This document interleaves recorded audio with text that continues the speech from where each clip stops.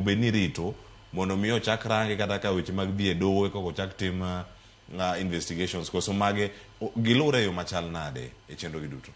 Erokamano.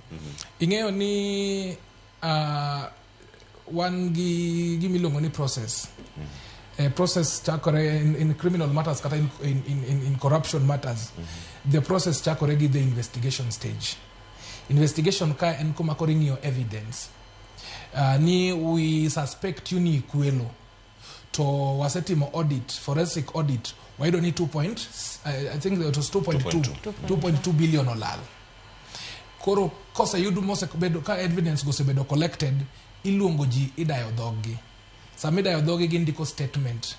Igi penjo gi ni, can you give an account of this? Inyalo ng'i bank accounts meggi inyalo bedo frozen ka investigation dhi mbele. Inyalo ng'i lifestyle margi kaka osebedo. Inyalo ng'i kaka procurement notim, kaka pes tender nochiw, mago te ng'iyo. But magi te ni a procedure mar investigation. Koro ka investigation osechakore, mano nyiso ni case osechakore. Kech case chakore gi investigation, kose bedo investigation, idhi bedo charged in the anti-corruption court. Kise bedo charged, of course, ibro bedo released on bail.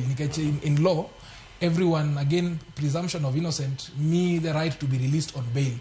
But the cases ma Kenya kako ngeyo, kaka for example, Mara Governor Obado no chakore 2019. Toporo dhimbe le nyaka kawuono. Wasebedo gi Mheshimiwa Waluke. Mama Reno chakore chon, rumo nyaka ka en jatelo. But mano is an elective position ma joke mno yiero. Koro sani bende kwa wacho ni pod wan investigation process, ni where Professor Isaac Kosgei obed kanyo. It means ni wacho ni wacho ni beda kanyo kata ka gini biro kawo 6 years.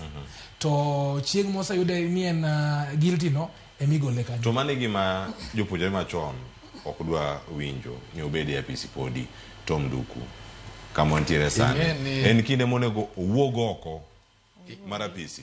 Nondo dhi nyime, telo manyien okaw, owete gi nyimine gi mantiere mo university o graduate, osom, otieko wuog oko bio olos tiji kata yawo kembe mane wacho ka. Paro. Ing'eyo, one,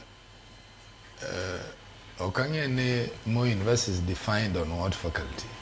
Kata progression mane. Because if you come to Nairobi University, it's an